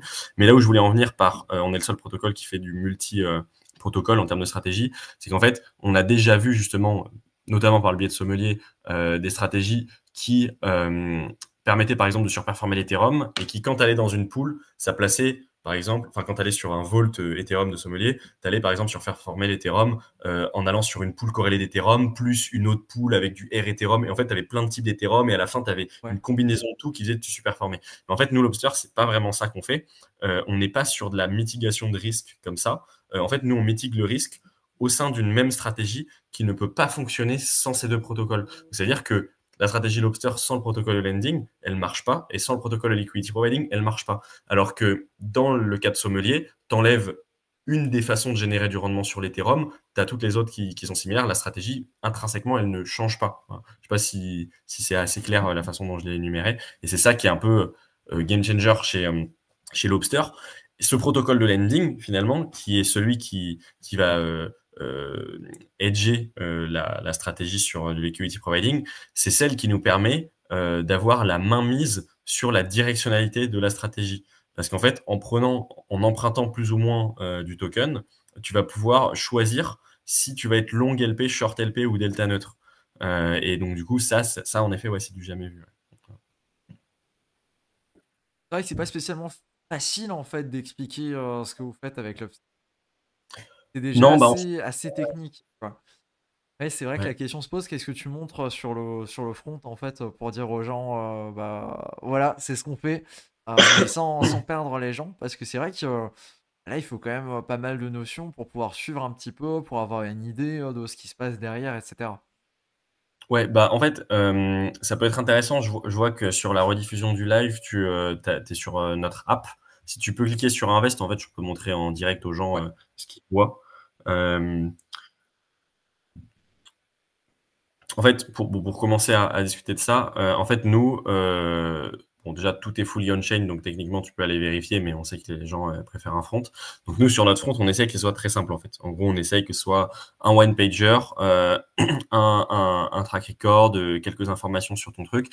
On énonce, pardon, on affiche quand même les différentes allocations que compte ta position sur Uniswap, AAVE et en neutre, parce qu'en fait, on peut aussi avoir des Ethers qui ne travaillent pas dans la stratégie. Donc ça, on l'énonce. Il y a un petit camembert sur le site Lobster qui explique pour chaque stratégie. Ah Donc yes, ouais. voilà, si tu descends, Ouais, tu juste en as le dessous, petit je l'ai. camembert. Alors toi, tu Euh, le verras peut-être pas ok, ça directement à marche. l'écran parce qu'il y a un petit délai, mais ouais. Ouais, parce que je suis dans la rediff en même temps, mais voilà, bon, en gros, tu vois le camembert. Tu as un certain nombre d'informations qui sont le strict nécessaire et suffisant pour en gros prendre une décision pour quelqu'un qui va sur le front.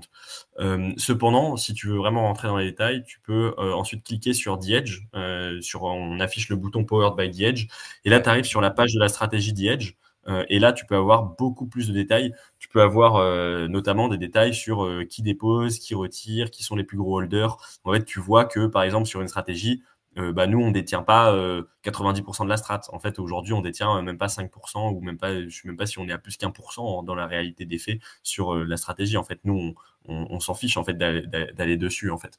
Donc ça, c'est aussi des infos qui sont intéressantes pour un utilisateur parce qu'il a à la fois des informations niveau financier et niveau flux en fait. En gros.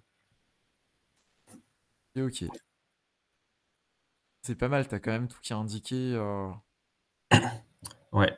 Et je C'est tiens à propre. préciser que l'affichage de la rentabilité sur The Edge, elle n'est pas edgée. Ça veut dire que The Edge affiche une rentabilité qui est relative au dollar, alors que nous, on affiche une rentabilité qui est relative au token de dépôt. Oui, j'allais dire parce que c'est basé sur il y a 6 mois, mais vu que c'est en négatif par rapport à l'autre dashboard, je pense que c'est effectivement ça, ouais. Ouais, Lui, c'est par rapport à l'instant T en dollars, et toi, c'est par rapport à l'instant T c'est ça. R, ouais. C'est ça. Ce qui Nous, fait qu'il y en a fait, une différence ici, quoi. Et je trouve c'est que c'est ça. Nous, bien on d'avoir affiche. le graphe comme ça en temps réel, là où tu vois la différence entre le token et effectivement ce qui est passé, quoi. C'est cool. Ouais, ouais, bah effectivement. Enfin, c'est vrai qu'on s'est aussi posé la question de qu'est-ce qu'on avait besoin et qu'est-ce qu'on n'avait pas besoin sur le graphe de The Edge. Et in fine, bah on a réussi à la fois le simplifier et à la fois l'adapter à la stratégie qu'on souhaite, quoi. Et En moyenne, bah ça du donne coup, quoi en rendement de façon annuelle, même si je suis pas sûr que ce soit très, sur le bonne vol, question je veux à dire, sur poser, mais la par stratégie, bah en exemple fait, là, tu regardes là sur l'année, il est à peu près plus 4%, 3,49 là je vois.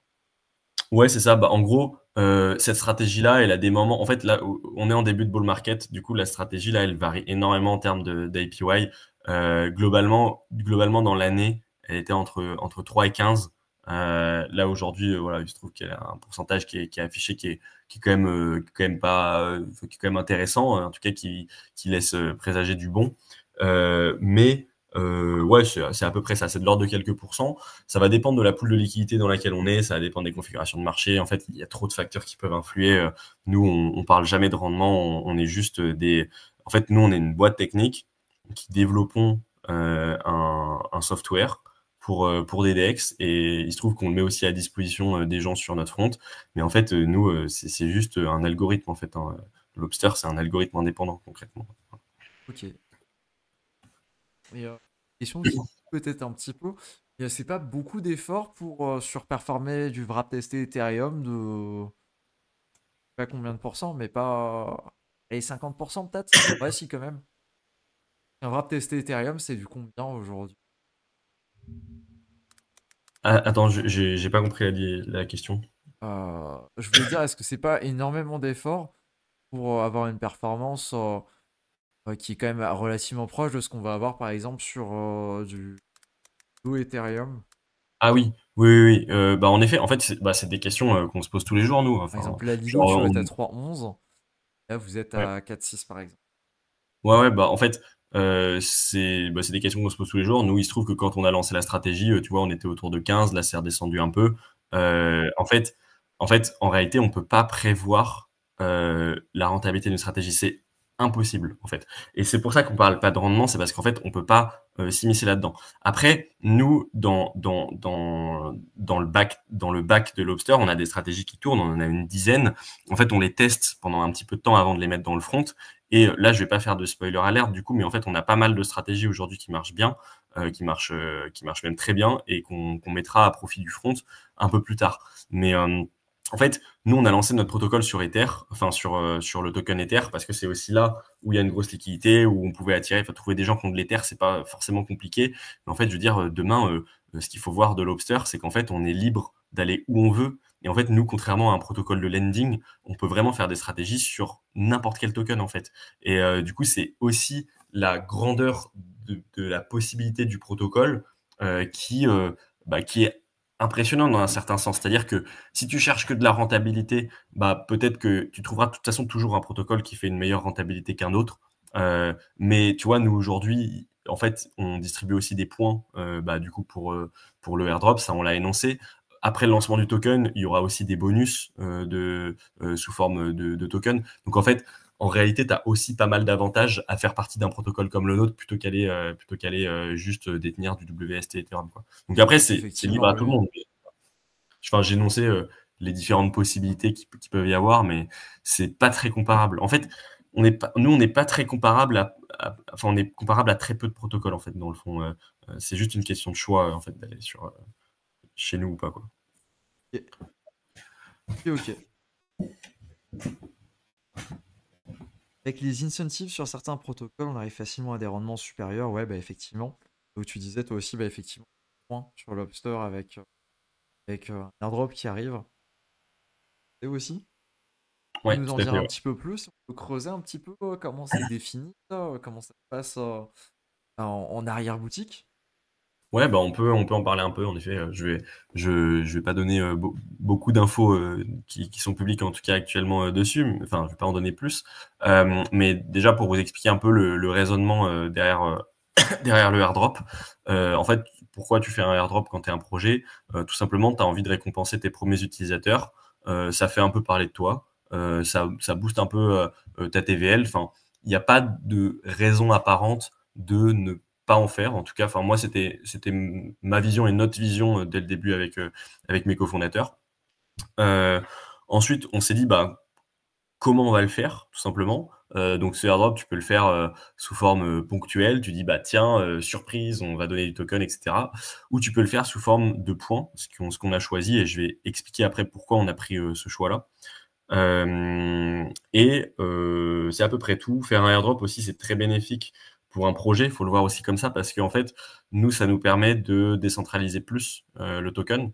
Donc ça nous permet, tu vois, forcément, on a un peu d'investisseurs privés.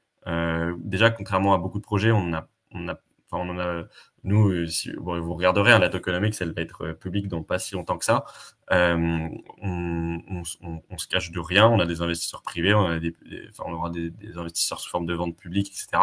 Donc faire un airdrop, c'est dans la nature finalement de faire un bon lancement de token. Ensuite, pour parler un peu du système de points. Est-ce qu'un token, c'est vraiment nécessaire en fait pour un projet comme ça? Ou est-ce que c'est quelque chose qui vient quand tu reçois des investissements et du coup, les investisseurs, ils veulent de l'argent, etc. Ou en tout cas, ils C'est veulent un vraiment retour sur investissement. C'est vraiment une excellente question. En fait, déjà, nous, ce qu'il faut savoir, c'est qu'en fait, à la base, on n'était pas forcément parti pour lancer un token.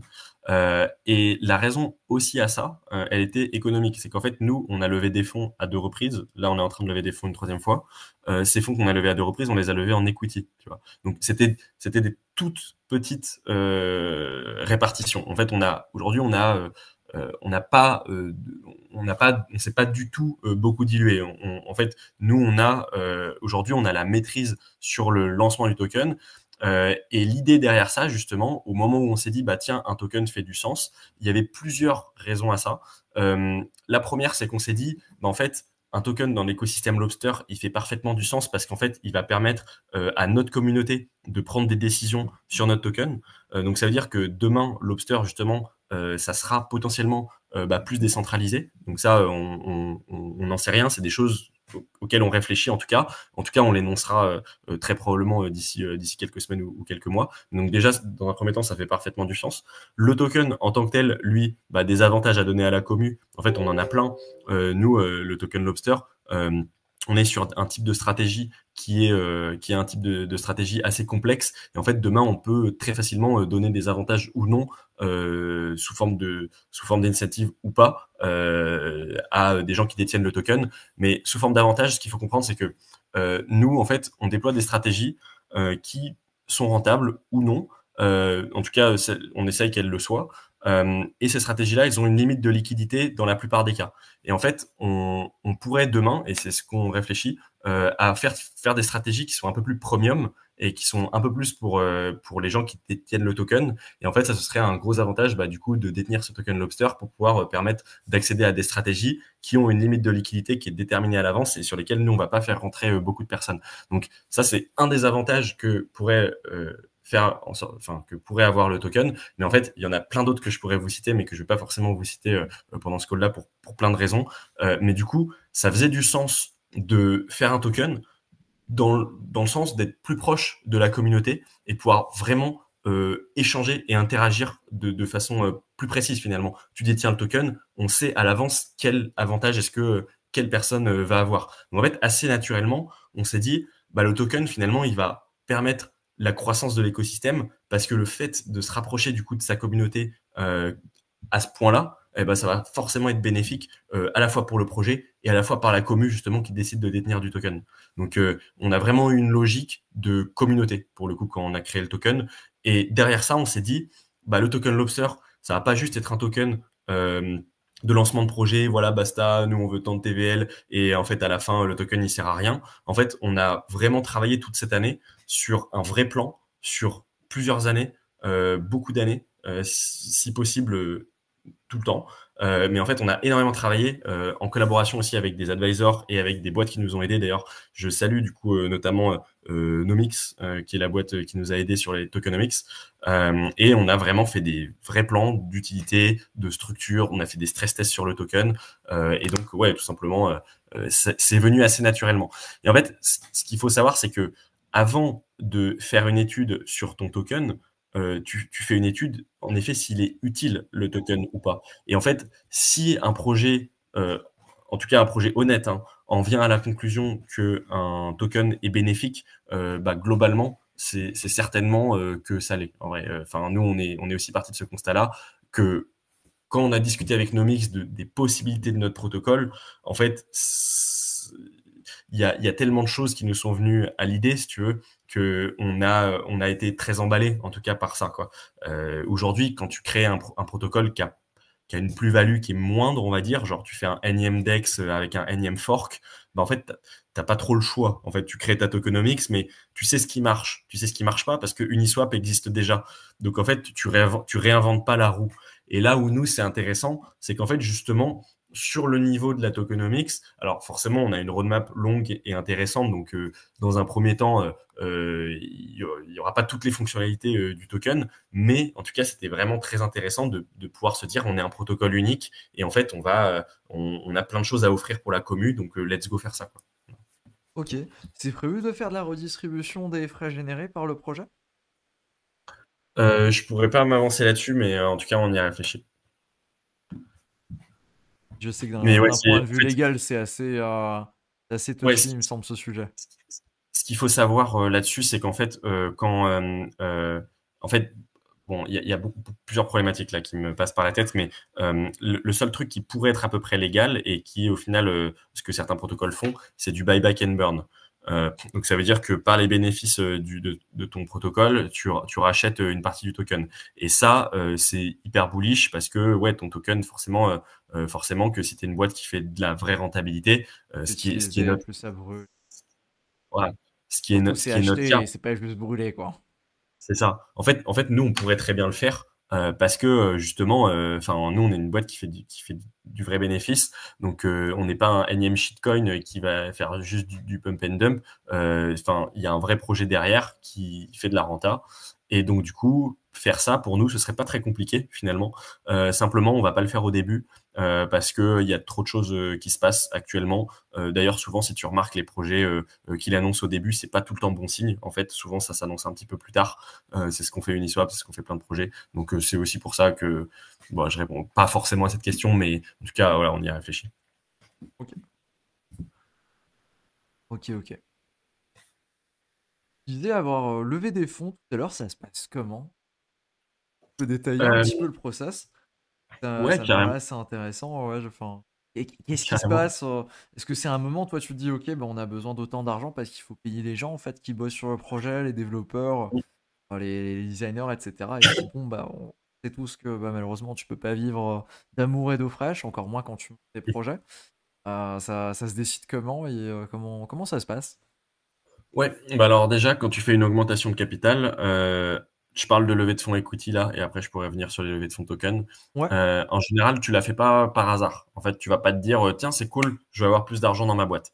En fait, t'es pas dans l'intérêt en tant que cofondateur, t'es pas dans l'intérêt a priori de faire rentrer d'autres personnes à ton capital.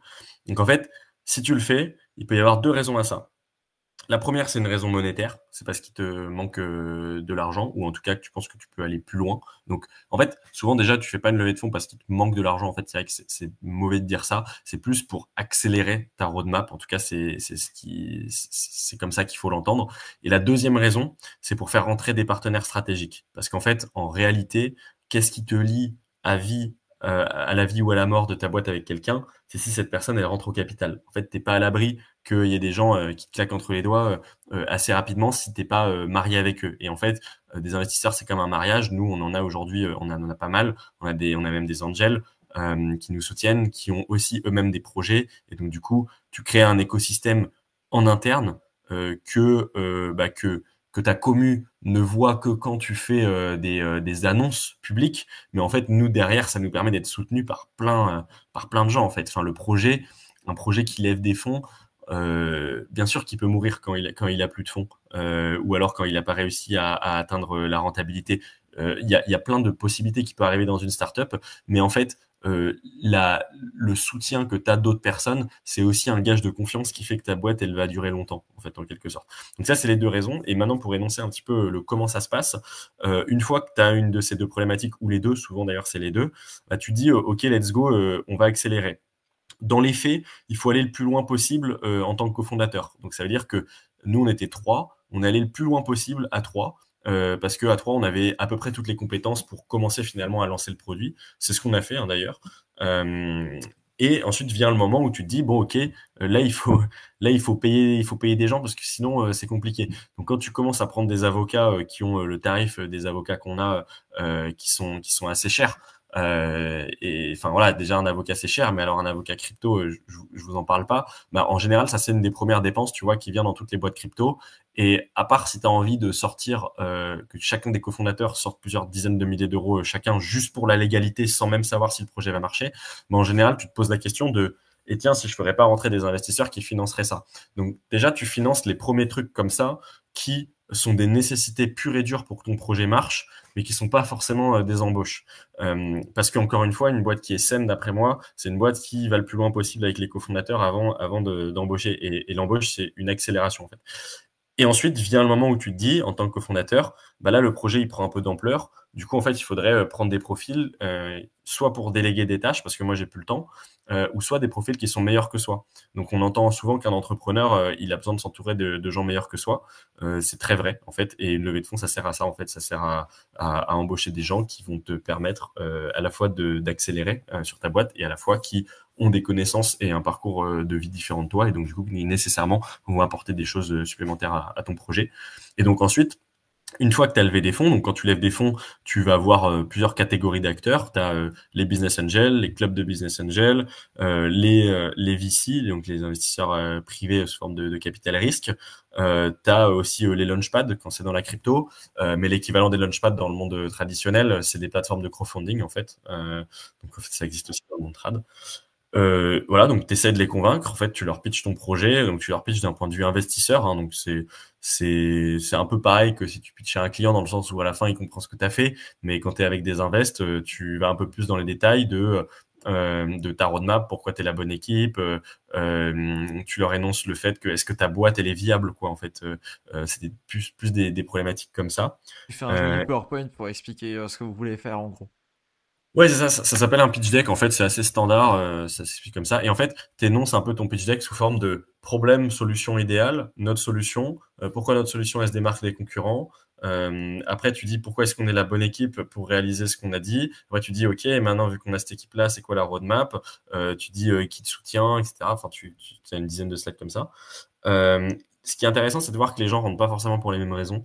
Genre par exemple, un fonds, lui, il va la plupart du temps rentrer pour une raison purement monétaire et financière. Mais en fait, un business angel, par exemple, lui, il peut rentrer pour des raisons de partenariat stratégique ou même juste parce qu'il a kiffé l'équipe ou des trucs comme ça. Donc ça arrive vraiment que en early stage. Donc là, je pense surtout à notre première levée de fonds.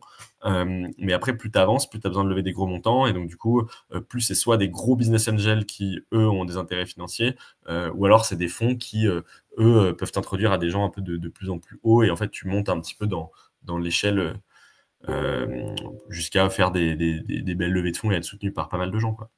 Et ensuite, et après, ce qui se passe, c'est qu'après ta levée de fonds, bah, tu dis, OK, j'ai ça sur le compte. Et en fait, normalement, tu es censé avoir prévu avant par un business plan ce qui va se passer. Donc, tu crames ton cash petit à petit. Donc, forcément, si tu lèves des fonds, c'est que tu n'as pas atteint un seuil de rentabilité. Il y a des boîtes qui lèvent des fonds avec un seuil de rentabilité, mais dans ce cas-là, c'est vrai, la plupart du temps, elles lèvent ce qu'on appelle sur un produit. Donc, en fait, elles lèvent sur une nouvelle idée qu'elles ont testée et elles veulent vraiment accélérer. Mais du coup, c'est un peu moins, enfin, c'est un modèle startup, mais c'est moins un modèle de from scratch, on va dire. Ouais. Mais donc, nous, du coup, Ils ont on a déjà fait quelque chose, ils ont déjà une boîte, c'est pour tester une idée. c'est ça, exactement. Bah, tu vois, moi, j'ai déjà vu des boîtes de consulting qui se disaient, bah, maintenant, on va faire du produit. Et en fait, en pivotant sur du produit, elles se sont quand même dit, ouais, mais en fait, pour dégager du cash flow avec la boîte qu'on a, il va falloir un sacré bout de temps. Et donc, du coup, là, c'était juste de l'accélération. Mais voilà, en fait, nous, c'était plus une nécessité dans le sens où, enfin, on n'avait pas tous 1 million dans notre poche avant de lancer le projet. Donc, voilà. Et ensuite, bon, une fois que tu as le cash, tu le crames mois par mois.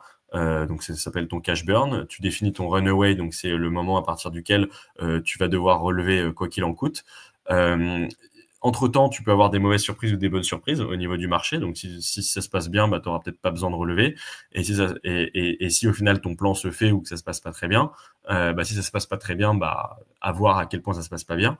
Mais si ça se passe en tout cas normalement, bah en fait tu prévois au moins 6 mois avant de la fin de ton cash burn que bah il va falloir relever. Et là, quand tu relèves une deuxième fois ou une troisième fois, c'est pas la même chose que quand tu relèves une première fois, parce que tu as déjà des gens qui te suivent, tu dois montrer des milestones, donc tu dois dire que tu as déjà atteint tel ou tel cap que tu avais énoncé la fois d'avant. Si tu les as pas atteints, c'est quand même compliqué de relever.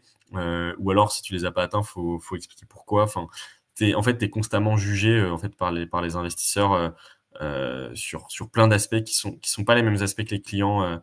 Parce que sur la crypto, tu as beaucoup de clients qui vont te juger sur est-ce qu'ils ont gagné de l'argent ou pas. Finalement, c'est un peu ce qui les importe. Pas tous, hein. Il y en a plein qui aiment aussi tester des nouveaux projets, etc. Je sais pas quelle est la part de l'un ou l'autre, mais en tout cas, c'est pas vraiment la même raison que les investisseurs qui, eux, ont envie de faire partie d'une aventure de l'intérieur, en fait. Et donc, du coup, forcément, qu'ils vont te juger sur vraiment la façon dont tu gères ta boîte, enfin, des trucs qui sont beaucoup plus internes que les clients, eux, ne sont pas forcément censés savoir parce que eux, ils voient si la boîte se porte bien ou pas. Est-ce qu'on a sorti des features, est-ce qu'on a réalisé ce qu'on avait dit sur la roadmap, etc. quoi. Voilà. Ok. Ok, bah merci, c'était super clair. C'est cool de pouvoir parler avec quelqu'un qui est dans ce genre de process parce que c'est des trucs qu'on n'a pas l'habitude de voir. Et non, je trouve que c'est génial de pouvoir avoir ça quelque part sur la chaîne. Quelqu'un qui entreprend, quoi, qui lève des fonds, etc., le fonctionnement, etc. Je trouve ça très très cool. Ouais, bah c'est vrai que, enfin, pour moi aujourd'hui, c'est quelque chose d'un peu plus naturel. Alors bon, j'ai pas levé des dizaines ou des centaines de millions, mais enfin, c'est vrai qu'aujourd'hui, j'ai l'impression de comprendre en tout cas ce monde-là, et c'était pas le cas il y a 2 3 ans quand c'est vrai que c'est de l'extérieur, tu vois juste le ah c'est cool, ils ont levé tant, et en fait tu sais pas exactement pourquoi, tu connais pas tous les tenants aboutissants, tous les trucs qui vont pu se passer. C'est pas pareil de lever avec des BA, avec des fonds, avec machin, et en fait maintenant tu vois un peu toutes les subtilités, mais c'est normal, c'est parce que en fait quand tu rentres dans quand tu crées une startup, souvent, tu as deux rôles. Tu as le rôle de ton métier de startup et en fait, tu as ton rôle de cofondateur qui sont deux rôles différents en fait, en réalité, mais tu dois gérer ces deux rôles-là. Et donc, nécessairement, en fait, tu dois apprendre tous ces trucs-là de levée de fonds, peu importe la boîte que tu fais, quoi. Et c'est un peu pour le meilleur ou pour le pire, quoi. Mais c'est cool en tout cas. Alors, on a deux questions. N'est-il pas trop compliqué d'aller chercher de la TVL sans tabasser le marketing et donc lever des fonds? C'est une très bonne question. En fait, en réalité, forcément qu'à un moment donné, tu dois tabasser le marketing. C'est le cas dans toutes les boîtes, hein, c'est pas que le cas dans les boîtes Web3. En fait, à un moment donné, chaque boîte qui passe une étape de maintenant je veux scaler, normalement, elle met à ce moment-là à balle dans le marketing. Donc en fait, si l'objectif d'un utilisateur, enfin, si nous, nos utilisateurs, l'objectif c'est qu'ils ramènent de la TVL, à un moment donné, forcément que oui, il faut tabasser le marketing pour avoir de la TVL. Après, donc, c'est si tu en veux énormément, ça va t'aider de faire du marketing. Par contre, l'inverse n'est pas forcément vrai. C'est-à-dire que ne pas faire de marketing, c'est pas non plus accepter le fait de pas en avoir. C'est-à-dire que tu peux avoir de la TVL sans marketing, en tout cas sans marketing public. Tu peux simplement, dans notre cas, Lobster, aller voir des gros fonds, closer des gros deals et faire des stratégies publiques ou privées avec ces gros fonds-là. Et en fait, on aura fait juste du sales, on aura fait de la vente et on n'aura pas fait de marketing.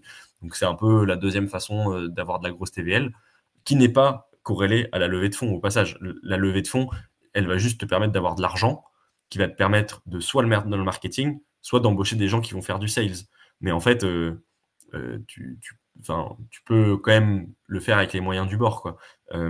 Et puis aussi, il faut se rendre à l'évidence que il n'y a pas tous les projets qui ont besoin enfin, qui ont l'envie et le besoin de scaler à 1 milliard en 3 mois. En fait, ça va plus tuer ton projet qu'autre chose. En fait, les projets, ils avancent à leur allure. Et ce qu'il faut, c'est surtout réaliser la roadmap, avancer et tout ça. Et en fait, c'est pas grave si t'as pas chopé 40 fois plus de TVL le mois prochain. Il faut toujours des solutions de recours. Il y a toujours des trucs à faire. En fait, c'est un peu trop large. C'est un peu trop réducteur, pardon, de dire ça. Mais dans le fond, t'as quand même raison. En fait, il faut à balle du marketing à un moment donné. Et donc, évidemment, que tous les projets font ça et c'est certainement ce qu'on fera. et ce qu'on fait déjà. Même au final, le fait de lever des fonds, c'est un peu du marketing aussi. En tout cas, aujourd'hui, tu regardes, pour ceux qui s'intéressent aux airdrops, c'est un des métriques principales qu'on va regarder. C'est telle boîte, elle a levé tant et elle est censée être valorisée à combien, tu vois. Ouais, Ça joue aussi d'un point de vue marketing, je pense, le fait d'avoir levé des fonds, même si c'est plutôt du capital mercenaire qui va s'intéresser à ça. ouais, bah tout à fait. Mais en fait, c'est un peu fourbe parce que euh, en fait, la levée de fonds, déjà, tu sais jamais à 100% si elle est token ou equity ou les deux. Alors, il y a des sites qui l'affichent en détail, mais il peut y avoir quand même des erreurs. Et dans le cas où il y a des erreurs, ce qui est en fait la plupart des cas que j'ai vus, bah, en fait, c'est très compliqué de voir le ratio entre l'equity et la valorisation du token réel, parce qu'en fait, ça va dépendre de la tokenomics que tu as affiché. Donc, je suis d'accord avec toi que, enfin, c'est une très bonne métrique, et enfin, en tant que airdrop farmer, c'est probablement une des métriques principales à regarder. Mais après, enfin, même les fonds d'investissement qui rentrent dans le fond ont envie de dumper sur les gens, quoi. Donc, en fait, moi, mon travail en tant que cofondateur, c'est aussi de faire en sorte que ça n'arrive pas. C'est-à-dire que les fonds et les gens qui sont rentrés dans les ventes privées, bah, évidemment qui vont profiter un peu plus, mais en fait, investing, ça sert à ça. Ça sert à ne pas dumper sur la commu. Donc, en fait, moi, je défends les intérêts des deux, en fait, en quelque sorte, pour que le projet croît un maximum, quoi. Voilà. Ok. Une autre question peut-être un petit peu touchy. Lobster n'a jamais été tenté de changer de pays pour croître plus vite. Notamment, je pense au niveau de tout ce qui est régulation. C'est une très bonne question aussi. Bah, en vrai, donc, c'est vrai que je l'ai pas énoncé, mais nous, on est un projet français en France. Euh, on cible pas forcément le marché français, en revanche. Donc, en fait, toute notre communication, excusez-moi, Moi, juste ma j'allais dire chaise, toute la communication que vous faites, elle est complètement en anglais. Il n'y a rien y a tout rien est qui fait complètement. particulièrement dire que c'est français, quoi. C'est ça. Bah, en fait, nous, on a vu avec nos avocats, on a fait pas mal d'études hein, de risques, etc. Il se trouve que si demain la France n'est plus un bon endroit, on ira peut-être dans un autre endroit. Mais en tout cas, aujourd'hui, nous, on a préféré rester en France bah, tant que en fait toutes les conditions étaient réunies pour dire qu'on n'allait pas se faire embêter. Donc, on va dire qu'on l'a envisagé, mais genre tant que ça va, ça va, quoi. Je connais des projets en effet français. Peut-être que tu fais allusion à des projets français qui se sont barrés à l'étranger. Pour le moment, nous, ça n'a pas été notre cas en fait. Donc voilà. Ok. Non, parce que je sais que c'est compliqué. Et puis, t'as toujours un doute aussi. Le moindre truc que tu fais, est-ce que ça tombe pas dans une case dérobée de la ligne, de l'alinéa numéro 37, dans la page Ouais. 372, qui dit explicitement, je sais pas, Ouais. les homards, les projets au nom de homards, ou un truc comme ça Bah, que tu peux pas anticiper. Mais ouais, c'est vrai c'est que à c'est ça un que ça peu sert flippant d'avoir ce des avocats. truc-là, ouais. Ouais, mais t'as raison. C'est à ça que ça sert d'avoir des avocats, en fait. Donc, Effectivement, ouais. c'est que Effectivement, il y les a, il y a un avocats. créneau là derrière aussi à bien s'entourer à ce niveau-là. Ouais, tout à fait. Bah, c'est un des premiers trucs à faire, hein, comme j'ai dit. Euh, ouais, ouais, non, tout simplement. Enfin, nous, nos avocats connaissent toute la loi. Ils nous font des documents hyper spécialisés. Du coup, nous, ils nous font part de toutes les problématiques, tous les trucs comme ça. Et puis, si on voit que c'est bon, bah, c'est bon, quoi. Enfin, en fait, nous, après, on prend nos décisions en toute connaissance de cause. Mais ça rassure de connaître tout ça via des avocats, quoi. Voilà. C'est sûr que c'est pas spécialement toi ou moi qui vont aller chercher dans le bouquin légal. Alors, qu'est-ce qu'on a le droit de faire, qu'est-ce qu'on n'a pas le droit de faire, quoi. C'est surtout qu'on comprend rien, en fait, la vérité. Exactement. Enfin, après, quand tu commences à avoir un peu d'expérience, tu comprends un peu mieux. Enfin, tu vois, nous, on a monté un PSAN, on a retiré notre dossier et tout. Enfin, genre, et en fait, ça évolue tellement vite qu'aujourd'hui, j'aurais même plus la prétention de dire que je connais ces lois là-dessus. Mais en fait, enfin, tout notre dossier PSAN, tu vois, moi, je le connaissais par cœur. Je sais ce qu'il demande, je sais ce que demandait le PSAN, je sais pourquoi, dans quel cadre on rentre dans le PSAN, je sais exactement dans quelle case on rentrait, etc. Mais ça évolue très vite, quoi. Mais ça donne quand même un bon aperçu du monde de la régulation centralisée, quoi. Mais c'est vrai que tu as toujours cette nuance entre ce que techniquement tu peux faire là maintenant tout de suite sur la crypto et ce que légalement tu peux faire d'un point de vue France ou dans n'importe quel pays dans le monde finalement. Ouais, bah tout à fait. En fait, mais ce qu'il faut bien comprendre, c'est qu'en fait, aller à l'étranger, c'est pas du pain béni non plus, hein. Genre, en fait, quand t'es un projet crypto, euh, enfin, aller à l'étranger, ça nécessite aussi des ressources qui sont pas si simples que ça à avoir. Donc en fait, en réalité, quand t'es entrepreneur, t'as suffisamment d'emmerdes pour que tu te dises qu'en fait, quand tu peux trouver une solution simple, autant y aller en fait. Après, si la solution simple, elle pose problème, bah c'est qu'elle est pas simple. Donc du coup, faut en trouver une autre. Mais enfin, moi, c'est un peu mon point de vue par rapport à ça. Ouais, effectivement. C'est vrai que ça pose d'autres problématiques au final que tu peux anticiper peut-être pas et qui peuvent être aussi tout aussi complexes, quoi, parce que ça veut aussi dire que tu dois certainement t'expatrier si tu veux faire ça. Ouais, il y a d'autres problématiques derrière, c'est sûr. Bah, toi, à titre perso, tu peux ne pas t'expatrier, mais ouais, faut une boîte à l'étranger, faut avoir une fiscalité à l'étranger, du coup, faut prouver que tu as des salariés à l'étranger, du coup, faut vraiment qu'il y ait une partie de la team qui décale. Après, toi, faut que tu continues à gérer ton truc. Et en fait, enfin, c'est compliqué parce que, bon, forcément, lever des fonds, ça aide un peu, mais en fait, là, on est sur de l'opérationnel, on n'est pas vraiment sur du monétaire. Alors oui, ça coûte de l'argent de décaler son truc ailleurs, mais enfin, dire si t'as levé, même si t'as levé quelques centaines de milliers, déjà ça peut se discuter parce qu'en fait ça coûte pas non plus des milliers, des cents, mais c'est surtout des problématiques opérationnelles en fait que tu auras derrière et légales aussi parce que tu vas pas avoir les mêmes avocats, peut-être tu vas pas déclarer tes trucs au même endroit. Enfin, c'est beaucoup d'emmerdes pour rien au final dans certains cas, pas dans d'autres, hein, mais on rentre dans Ok, quelle ok. case du coup dans le PSAN? On rentre dans aucune case. Je parlais du projet que j'avais mené il y a 3 ans, qui s'appelait Airvest, mais Lobster, on est décentralisé. On rentre dans aucune case du PSAN. Voilà. Et pour Mika, tu sais déjà s'il y a quelque chose à remplir vous concernant ou pas du tout? C'est pareil, ça rentre pas dans le cadre. Ouais, en fait, exactement. Bah, écoute, nous, on a vu avec nos avocats et en fait, a priori, sur Mika, pour nous, ce serait plus ou moins la même chose. Donc, en fait, pour nous, ça change pas grand-chose. Voilà. Pas grand-chose à ajouter là-dessus.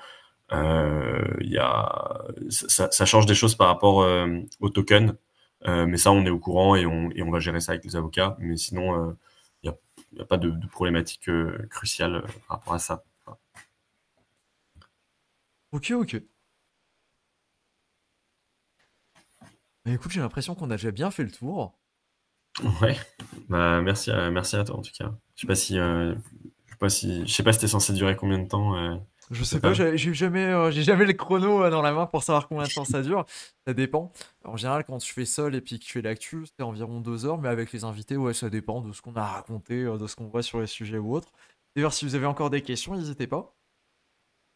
Ouais. Ouais, si tu voulais peut-être terminer sur un sujet ou autre, je te laisse. Tu veux dire si moi je veux terminer sur un sujet Ouais, si t'as ou... encore un sujet que tu voulais relancer, ouais. Non, bah écoutez, je pense en effet qu'on a bien fait le tour de tout. Donc, bah, en tout cas, moi, je suis super content d'être passé voilà sur ta chaîne Maj parce que bah je la suis aussi à titre perso et donc très content de pouvoir avoir mon projet dessus, notre projet. Voilà, enfin, là on est à peu près, enfin on est une petite dizaine globalement sur le truc. N'hésitez pas à aller voir Lobster, à nous suivre sur les réseaux. Il se passe plein de choses. Là, en ce moment, on est vraiment en train de faire croître la commu de ouf.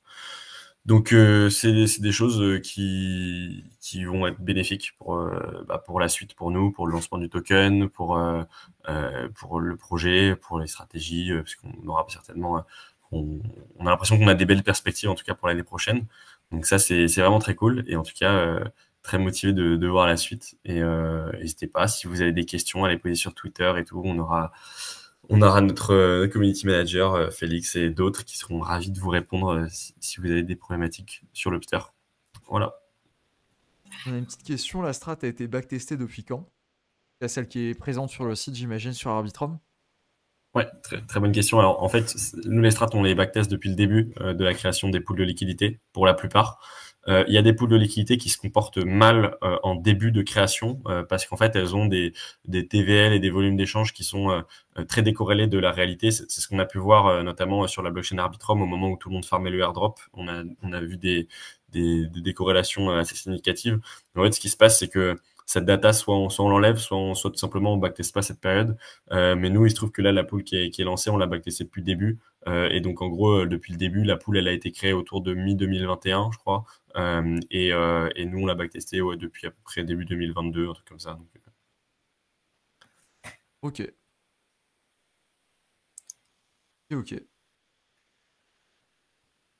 Bah écoute, impec. Merci en tout cas ouais, de ton intervention. C'était cool, on a pu parler aussi de sujets un petit peu plus techniques que ce que j'ai l'habitude de voir sur la chaîne. Et puis aussi bah, toute la partie entrepreneuriale, et ça c'est quelque chose qui me plaît aussi beaucoup. Je pense que ça intéressera certaines personnes qui bah, d'habitude s'intéressent peut-être pas totalement aux airdrops ou autres. Et c'est un autre pan de la crypto que je trouve très intéressant ouais, et qu'on voit assez rarement sur YouTube. Ou même sur les réseaux, hein, c'est vrai qu'il n'y a pas grand monde qui parle de façon publique. On est en train de faire ça sur mm. notre projet, voilà comment ça se passe, ça se passe en back-end, etc. Donc je trouve ça très très cool. En tout cas, merci beaucoup de ton temps et d'être passé ici. Ouais, bah merci à vous. Et puis n'hésitez pas à lire notre documentation du coup pour bien comprendre toutes les différences de ce projet, enfin qui est assez unique. En tout cas, nous c'est comme ça qu'on le perçoit. Mais merci à toi en tout cas, Maj. Et puis bah très vite, hein, j'espère. Yes, ça. Plus. Ciao ciao. Salut.